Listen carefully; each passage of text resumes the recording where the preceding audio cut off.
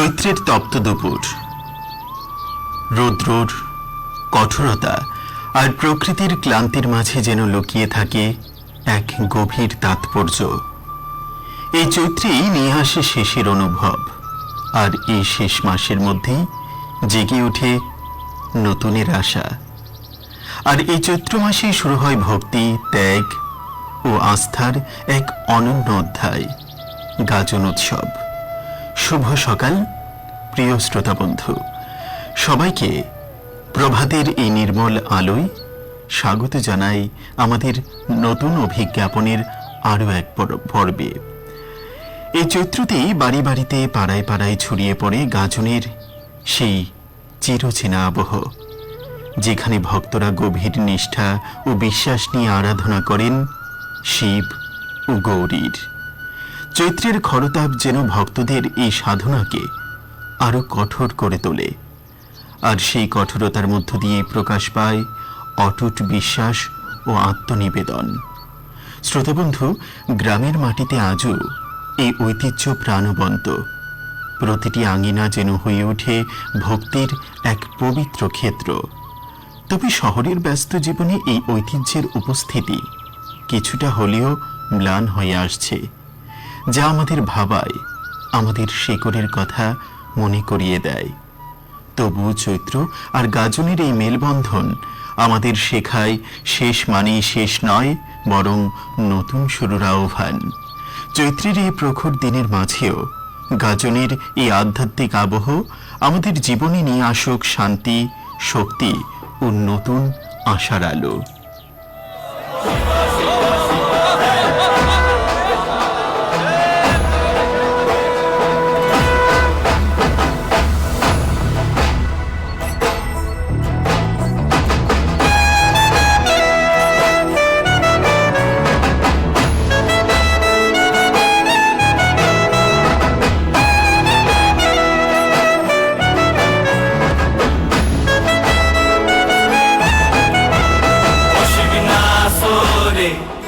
নবীন কীর্তনের মাঝে নন্দী ভৃঙ্গি আদি সঙ্গ মৃদঙ্গ বাজিল রে, অশিবনাসরে।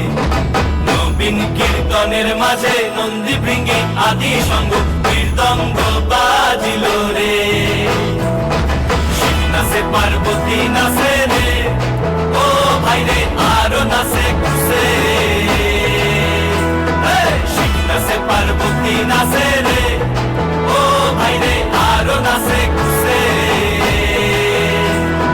বিশ্বে উন্মত্ত হইয়া পুচ্ছ তুইলা নাচে, বিশ্বে উন্মত্ত হইয়া পুচ্ছ তুইলা নাচে, অশিব নাচরে। নবীন কীর্তনের মাঝে নন্দী ভৃঙ্গি আদি সঙ্গ মৃদঙ্গ বাজিল রে। আজ 4 এপ্রিল। এবারে দেখব আজকের দিনটিতে ইতিহাসের পাতায় কি রয়েছে। 1949 সালের আজকের দিনটিতেই ন্যাটো প্রতিষ্ঠিত হয়। 1960 সালের আজকের দিনটিতেই ইতিহাসের এই দিনে সেনেগাল স্বাধীনতা লাভ করে। 1972 সালে আজকের দিনটিতেই বাংলাদেশকে স্বাধীন দেশ হিসেবে স্বীকৃতি দেয় মার্কিন যুক্তরাষ্ট্র। 1984 সালের আজকের দিনটিতেই ভারতীয় নভোশ্চরকারী রাকেশ শর্মা সোভিয়েত সহযোগিতায় মহাকাশ অভিযান করেন। তিনি ভারতীয় প্রথম মহাকাশচারী। রাকেশ ছিলেন ইন্ডিয়ান এয়ারফোর্সের পাইলট। তিনি সারা বিশ্ব ভ্রমণ করেছেন। আর আজকের দিনে জন্মগ্রহণ করেছিলেন ভারতীয় স্বাধীনতা সংগ্রামী কবি ও সাহিত্যিক মাখনলাল চতুর্বেদী। সালটা ছিল 1889। আজকের দিনে আমরা হারিয়েছিলাম ঝাঁসির রানী লক্ষ্মীবাইয়ের বিশ্বস্ত সেনানী ও বীর যোদ্ধা ঝালকারি বাইকে। সাল 1857। 1928 খ্রিস্টাব্দে আজকের দিনে আমরা হারিয়েছিলাম ব্রিটিশ বিরোধী স্বাধীনতা আন্দোলনের বিপ্লবী অনুরূপ চন্দ্র সেনকে। আজকের দিনে আমরা হারিয়েছিলাম 1950 সালে সুন্দরী মোহন দাসকে, যিনি স্বাধীনতা সংগ্রামী এবং চিকিৎসক ছিলেন। আজকের দিনে আমরা হারিয়েছিলাম বিপ্লবী ও সাংবাদিক উপেন্দ্রনাথ বন্দ্যোপাধ্যায়কে 1950 সালে। আজকের দিনে আমরা হারিয়েছিলাম আয়ুর্বেদ বিশারদ ও শিক্ষাবিদ যোগেশ চন্দ্র ঘোষকে 1971 সালে। শ্রোতাবন্ধু, আজকের এই দিনে আমরা হারিয়েছিলাম প্রখ্যাত অভিনেতা ও পরিচালক সুখেন দাসকে 2004 সালে। 2025 সালে আমরা হারিয়েছিলাম আজকের এই দিনে বিশিষ্ট অভিনেতা ও চলচ্চিত্র নির্মাতা মনোজ কুমারকে।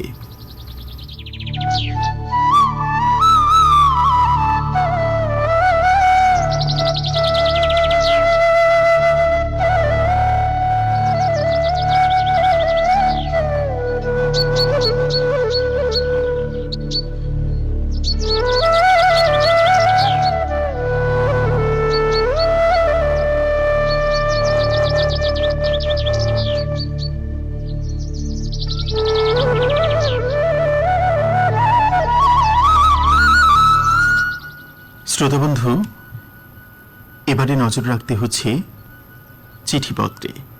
আমাদের অনেক শ্রোতাবন্ধুই চিঠি পাঠাচ্ছেন আমাদের অভিজ্ঞাপনের প্রতিটি বিষয়ে। তেমনি একখানি চিঠি আমাদের পাঠিয়েছেন বুলবুল চটি, খড়গপুর, পশ্চিম মেদিনীপুর থেকে বীরেন্দ্রনাথ মাইতি। বন্ধুর চিঠিখানি পড়ছি। স্মৃতি জাগানিয়া অভিজ্ঞাপন। তুমি সত্যি স্মৃতি উস্কে দিলে, বৈশাখের স্মৃতি।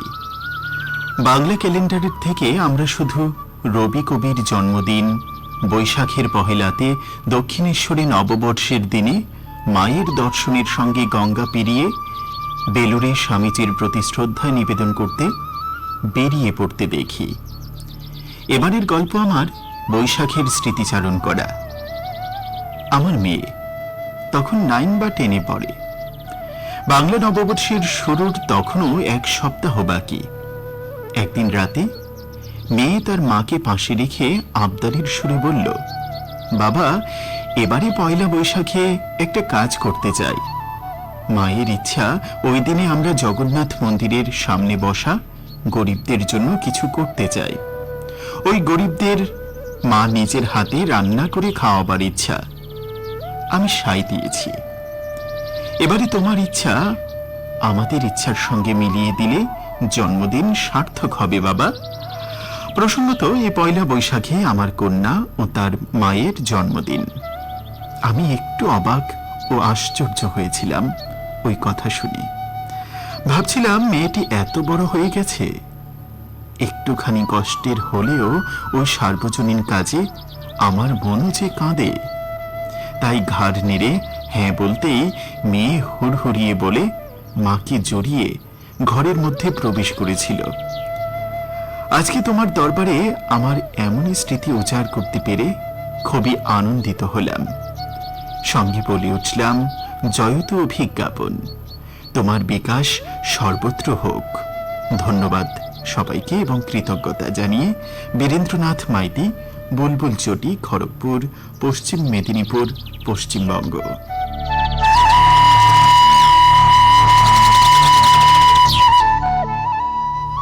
এবারের চিঠিটি পাঠিয়েছেন শামসুজ্জামান, বৈদ্যপুর, পূর্ব বর্ধমান থেকে। স্মৃতি সততই সুখের। শুভ নববর্ষের ক্ষেত্রে সেই স্মৃতি দারুণভাবে রোমাঞ্চিত করে মনকে। চৈত্রের শেষে পাশের গ্রাম জামনাতে হতো চড়কের মেলা। খুবই সাদামাটা শাল গাছের খুঁটিতে দাড়িপাল্লার মতো দুদিকে বাঁশ বেঁধে তার উপরে বসে মানুষ ঘুরত। সন্ন্যাসীদের নাচানাচির মাঝে ছোট্ট মেলা। আসলে এই মেলাই বলে দিত আগামীকাল শুভ নববর্ষ। কিন্তু অনেক আগে থেকে যখন রঙিন রঙিন হালখাতার কার্ড আসতো বাড়িতে, তখন থেকেই মনের আনাচে কানাচে শুরু হয়ে যেত সেই সব কার্ড ছোট লাঠির দুপ্রান্তে বেঁধে মাঝের অংশটা ছিদ্র করে তাতে কাঠি ঠুকিয়ে হাওয়ায় মেলে ধরলেই শুরু হয়ে যেত সেই কার্ডের বন বন করে ঘোরা। এখানে কোনো ক্ষুদ্রতা নয়। সাত রাজার ধন এক মানিকের মতন আকাশে বাতাসে রং ছড়িয়ে দিত। নববর্ষের দিন শুধু বিকেল হওয়ার অপেক্ষা। তারপর গামছা কাঁধে নিয়ে 2-10 টাকা নিয়ে দোকানে দোকানে 2-1 টাকা জমা করে মিষ্টি, আর যদি ক্যালেন্ডার হতো তবে তো কথাই নেই। হিসাব নিয়ে ফেরার যে কি আনন্দ। ওদিকে স্কুল চলতো, রবীন্দ্র জয়ন্তীর প্রস্তুতি। এ সময় চলতো মর্নিং স্কুল। স্কুল থেকে ফিরে বিশাল বাড়ি পুকুরে ঝাঁপাঝাঁপি, তাল্লুক ডুব খেলা, দুজন মিলে গামছা ধরে মাছ ধরা, এইসবে মাতিয়ে রাখতাম সারা দুপুর। আর স্কুলে চলতো রবীন্দ্র জয়ন্তীর প্রস্তুতি। কয়েকদিন ধরে চলতো মহড়া, নাচ গান আবৃত্তি, নাটককে অংশ নিতাম আমরা। তারপর রবীন্দ্র জয়ন্তী পালনের পরদিন নিজেরা অল্প বিস্তর চাঁদা তুলে মিষ্টি কিনে সব শিক্ষক মহাশয়দের খাইয়ে শুরু হয়ে যেত স্কুলের ছুটি। তারপর বাকিটা দুপুরে। আর কাল বৈশাখীতে আম জাম গাছতলায় ঘুরে, আম পেরে চরকির মেলায় কেনা ছড়ির সব ব্যবহার হতো। আর গ্রামের যাত্রা, নাটক, থিয়েটার এসব তো হতোই। সেই বৈশাখের নস্টালজিক স্মৃতিকে কে ভুলতে পারে বলুন তো? মেলা, যাত্রা, থিয়েটার, রবীন্দ্র জয়ন্তী, স্কুলের গ্রীষ্মের ছুটি, সবে মিলে বৈশাখের স্মৃতি একেবারে জমজমাট। সেই স্মৃতি মানে কলুষতা, জটিলতাহীন এক পবিত্রতার আমেজ তৈরি করে। আমরা বড় হয়েছি, কিন্তু ছোটরা তো ছোটই আছে।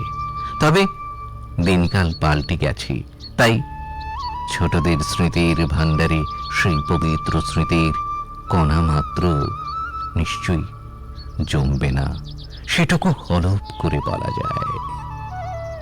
শামসুজ্জামান, বাড়ির নাম সেতাড়া, টোলা দক্ষিণ পাড়া, বৈদ্যপুর, পূর্ব বর্ধমান, পশ্চিমবঙ্গ।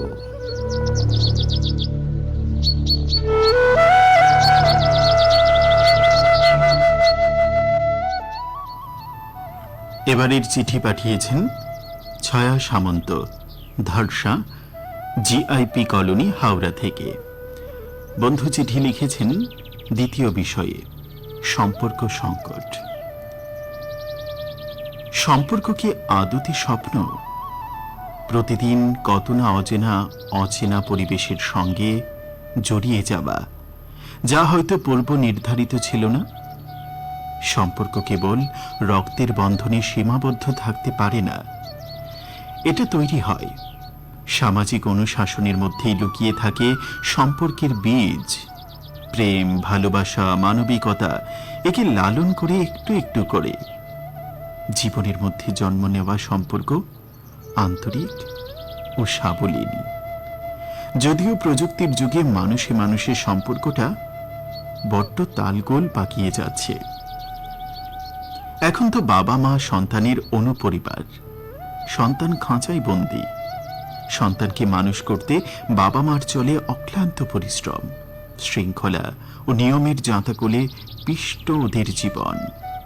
মেধাবীরা প্রতিভা স্ফোটনে পাড়ি দিচ্ছে বিদেশে, ফিরছে না স্বদেশের মাটিতে। ব্যর্থরা হয়ে পড়ছে বেসামাল। শিক্ষা ও রোজগার বাড়লেও এইসব একাকী বাবা মার বাড়ছে চাপা বিষাদ। সন্তানকে নিয়ে পরিবারের সঙ্গে আঁকড়ে না থাকলে সম্পর্কের ভিত আলগা হয়ে যায়। অনেক সন্তান উচ্চ শিক্ষিত হয়েও সমাজের শিক্ষা পায়নি। তারা বাবা মা বা গুরুজনদের সঙ্গে দুর্ব্যবহার করেও কৃতার্থ হয়। 20 শতকের শেষেও শিক্ষক ছাত্রের মধ্যে ছিল অলিখিত শ্রদ্ধার সম্পর্ক। বর্তমান শিক্ষক ছাত্রের নির্ভরতার সম্পর্কগুলো প্রায় ছিঁড়ে যাওয়ার অবস্থানে।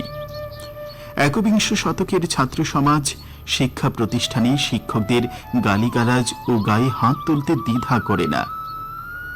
ভাবতে অবাক লাগে, শিক্ষকরা মানুষ গড়ার কারিগর, তাহলে তাদের প্রতি ছাত্রদের এত অশ্রদ্ধা কেন? কারণ ওই গোড়াতেই গলদ। সম্পর্কের মধ্যে ঢুকে যাচ্ছে রাজনীতি, নাগরিকদের একান্ত ব্যক্তিগত জীবন চর্চায়ও এই কর্কট রোগের অবাঞ্ছিত উপস্থিতি। আসলে সমমানুষ হিসেবে দেখতে না শেখার অশিক্ষাই মূলত দায়ী।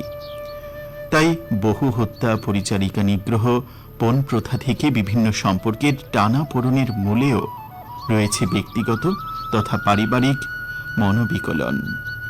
নিজের ত্রুটির কথা না ভেবে অপরের দোষ ধরাটা আমাদের স্বভাবে দাঁড়িয়েছে।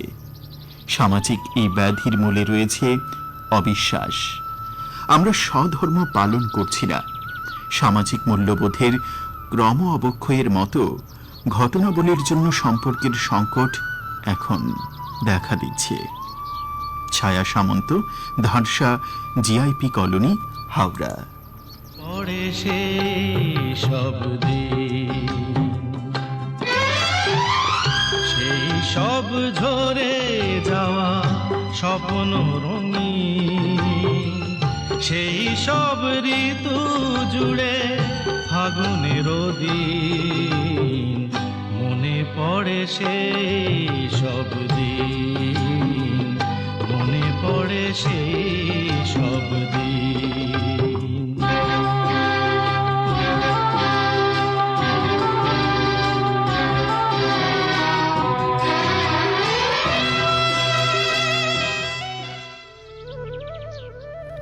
এবারে চিঠিটি পাঠিয়েছেন বিধানচন্দ্র সান্যাল, বালুরঘাট, দক্ষিণ দিনাজপুর থেকে। প্রিয় অভিজ্ঞাপন, মস্তিষ্কের তথ্য ধারণ করে রাখার প্রক্রিয়া কিংবা মস্তিষ্কের ধারণকৃত তথ্যকে স্মৃতি বলে।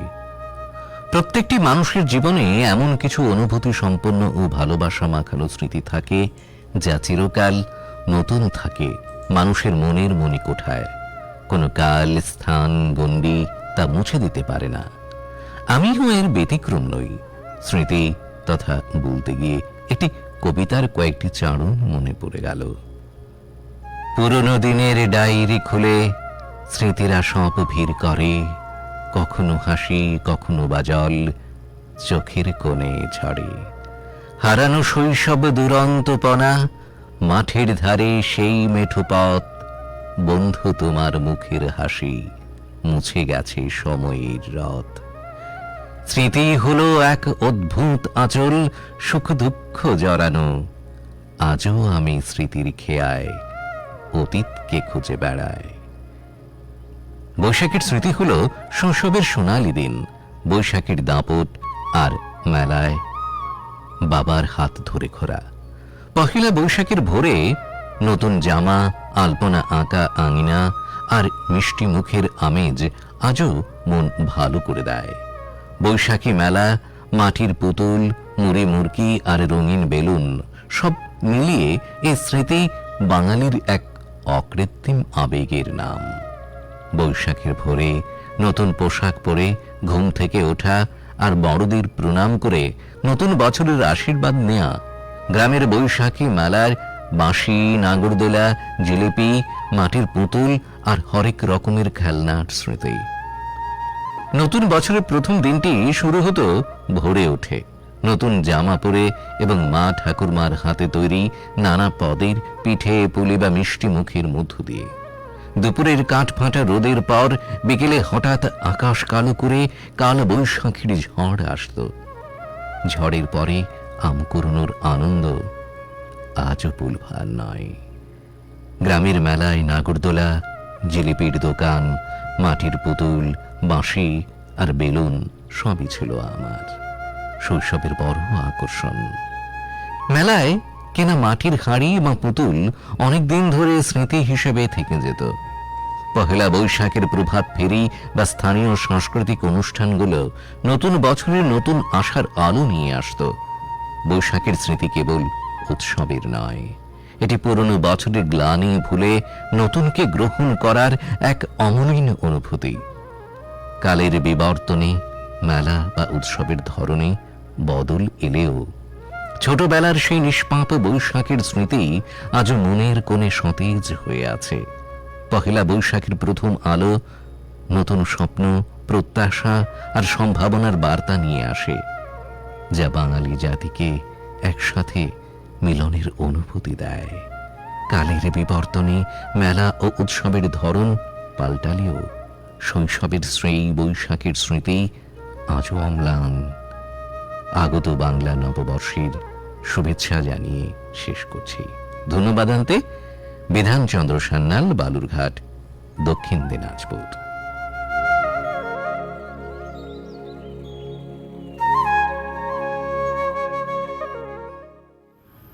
শ্রোতাবন্ধু, এবারে কিছু তথ্য আপনাদের সঙ্গে ভাগ করি। জনজীবনে শান্তি ও নিরাপত্তা বজায় রাখার লক্ষ্যে গন্ডা তুইসা মহকুমার অন্তর্গত রৈস্যাবাড়ি বাজার এলাকা ব্যতীত ধলাই জেলার অন্তর্গত সবকটি মহকুমার ভারত বাংলাদেশ সীমান্তের 1 কিলোমিটার এলাকায় সন্ধে 6টা থেকে পরের দিন সকাল 6টা পর্যন্ত সময়ে সাধারণ মানুষের চলাচলের উপর কিছু বিধিনিষেধ আরোপ করা হয়েছে। জেলা শাসক ও সমাহর্তা BNSS 2023 এর 163 নম্বর ধারা অনুযায়ী এই বিধিনিষেধ আরোপ করেছেন। 23 মার্চ 2026 থেকে এই আদেশ কার্যকর হয়েছে, যা চলবে 22 জুন 2026 পর্যন্ত।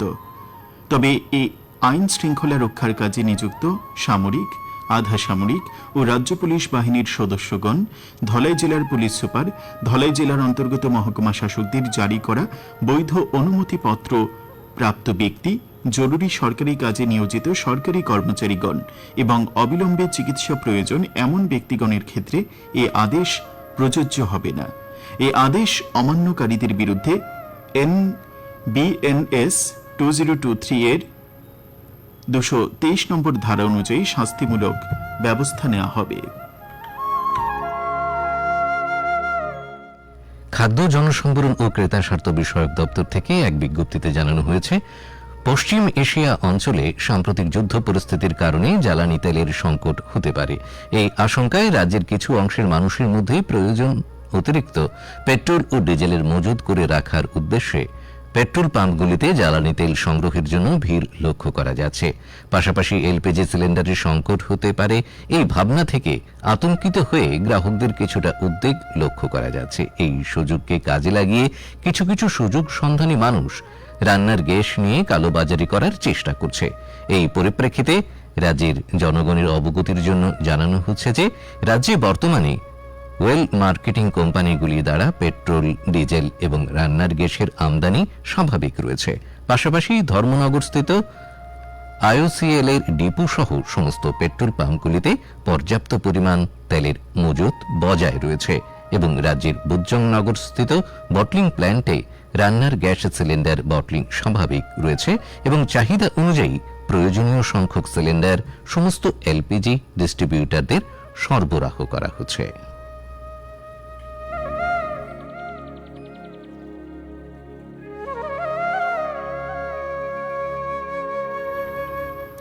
আরেকটি তথ্য আপনাদের জানিয়ে রাখছি। আজ সকাল 9টায় ত্রিপুরা হাইকোর্টের প্রতিষ্ঠা দিবস উদযাপিত হবে। ত্রিপুরা হাইকোর্ট চত্বরে এই অনুষ্ঠানে উপস্থিত থাকবেন সুপ্রিম কোর্টের বিচারপতি সরসা ভেঙ্কট নারায়ণ ভাট্টি। এর আগে ত্রিপুরা জুডিশিয়াল একাডেমিতে 12তম বার্ষিক জুডিশিয়াল কনক্লেভ অনুষ্ঠানে প্রধান অতিথি হিসেবে উপস্থিত থাকবেন সুপ্রিম কোর্টের বিচারপতি শ্রী ভাট্টি। এছাড়াও ত্রিপুরা হাইকোর্টের প্রধান বিচারপতি MS Ramachandra Rao, bar council of ত্রিপুরার চেয়ারম্যান রতন দত্ত সহ অন্যান্য বিশিষ্টজনেরা এই অনুষ্ঠানে উপস্থিত থাকবেন।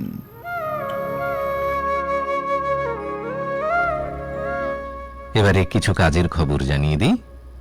ত্রিপুরা পাবলিক সার্ভিস কমিশনের পক্ষ থেকে পর্যটন দপ্তরে 2 জন assistant tourist officer group B পদে নিয়োগের জন্য দরখাস্ত আহ্বান করা হয়েছে। আর বেতনক্রম পে বন্ড 3 অনুযায়ী 10,230 টাকা থেকে 34,800 টাকা, সঙ্গে গ্রেড পে রয়েছে 4,400 টাকা। শিক্ষাগত যোগ্যতা bachelor degree in tourist and tourism administration. প্রার্থীদের অবশ্যই PRTC থাকতে হবে এবং বাংলা এবং ককবরকে জ্ঞান থাকতে হবে। বয়স হতে হবে 21 থেকে 40 বছরের মধ্যে। আর দরখাস্ত জমা দেওয়ার শেষ তারিখ 18 এপ্রিল 2026 পর্যন্ত।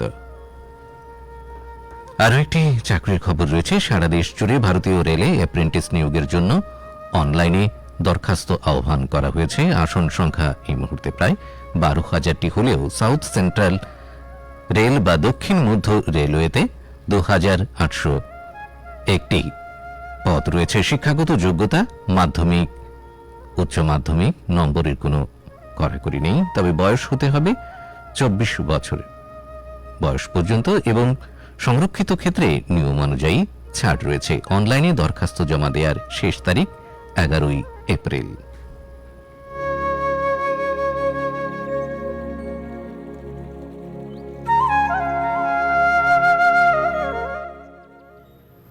এবারে জানিয়ে দিচ্ছি আবহাওয়া দপ্তরের দেওয়া তথ্য।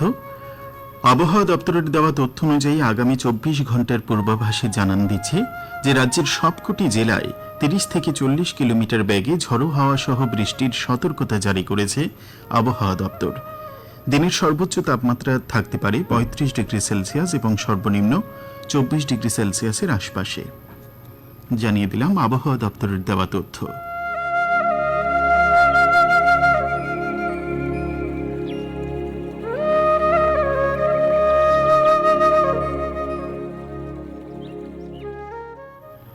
শ্রোতাবন্ধু, সময় কিন্তু জানান দিচ্ছে আজকের মতো অভিজ্ঞাপনের এই পর্ব এখানেই শেষ করতে হবে।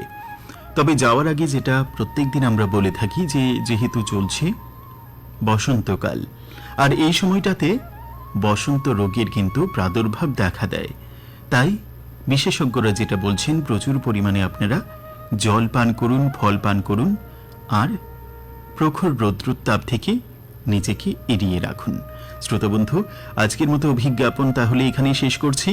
আজ অভিজ্ঞাপনের গোটা পর্ব নিয়ে আমি ছিলাম রাহুল, আর সঙ্গে ছিলাম আমি নিতাই। আজকের মতো এখানেই শেষ করছি অনুষ্ঠান। নমস্কার।